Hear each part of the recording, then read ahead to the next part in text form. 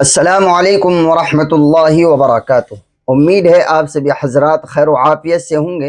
मुअज़्ज़ज़ नाज़रीन, आज की वीडियो का अहम सवाल ये है कि जो शख्स दाढ़ी कटाता है या दाढ़ी को उस तरह से साफ कराता है, अगर ऐसा आदमी अजान पढ़ दे तो क्या उसकी अजान सही हो जाएगी या नहीं?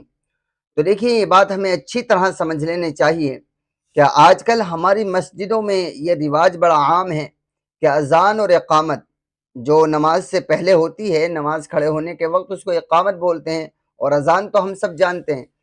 इनको जो आदमी चाहता है वो पढ़ देता है, कोई पाबंदी नहीं है।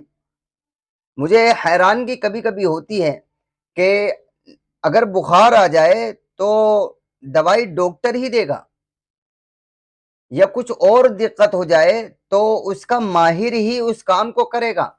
लेकिन दीन एक ऐसी चीज है कि जो चाहता है जिससे चार लफ्ज कहने आ जाए वो भी दीन का सरबराह बनने की कोशिश करता है, वो भी अपने आप को आलिम समझने लगता है।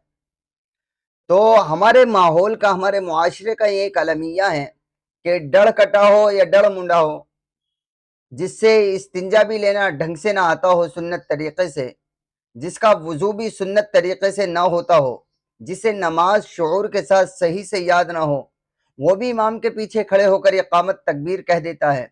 ऐसी ही वो भी कभी वो अजान पढ़ देता है। और बाज़ जगह तो हमने देखा है कि डर कटे जिनके चेहरों पर दाढ़ियाँ नहीं होती, या उस तरह से साफ करते हैं या कैंची से काटते हैं, वो अजान देने के बारे में झगड़ रहे होते हैं।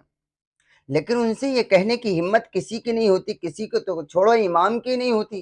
क्योंकि इमाम को खतरा होता है कि अगर मैंने इनसे कुछ कहा कि तुम्हारे चेहरे पर दाढ़ी नहीं है, तुम अजान नहीं पढ़ सकते या तुम इकामत तकबीर नहीं कह सकते, तो कहीं कल को मेरा पत्ता साफ ना हो जाए। तो इमाम को तो ये खतरा होता है। हालांकि ये खतरा किसी से नहीं होना चाहिए। क्यों? इसलिए कि रोजी की जिम्मेदारी किसी मुक्तदी ने नहीं ले रखी है, या किसी के जिम्मेदार के सर नहीं है। रोजी की जिम्मेदारी अल्लाह के सर है। जिसने ये जगह दिलवाई है, जिसने यहाँ रोजी रखी है, वो कहीं और भी दिलवा देगा। उसने जब दुनिया में उतारा है तो वो पेट के लिए भी रिस्क का इंतजाम जरूर करता है, और उसने तमाम कर दिया है। हम उसका मेहनत करके उसको हासिल करते हैं। बहरहाल, तो कहने का मकसद ये है कि जिस इंसान के चेहरे पर दाढ़ी ना हो, या दाढ़ी वो कटाता हो, छोटी छोटी हो, एक मुश्त से कम हो, तो हमारे यहाँ पर वो लोग भी अजान दे देते हैं। हालांकि उलमा ने शरई मसला ये लिखा है कि जिसके चेहरे पर दाढ़ी ना हो, जो इस तरह से साफ कराता हो या कटवाता हो, ऐसा आदमी फासिक है, गुनहगार है। और ऐसा आदमी अगर अजान पढ़ दे तो ऐसे शख्स की अजान मकरू है, और मकरू भी मकरू तहरीमी है। लेकिन हाँ, अगर ऐसा आदमी अजान पढ़ दे तो लौटाने की जरूरत नहीं है। लेकिन याद रखना चाहिए कि ऐसे लोगों को आगाह कर देना चाहिए, ऐसे लोगों से अजान नहीं पढ़वानी चाहिए। लेकिन अगर कभी कहीं पढ़ दें तो लौटाने की जरूरत नहीं है, उनके अजान से काम चल जाएगा।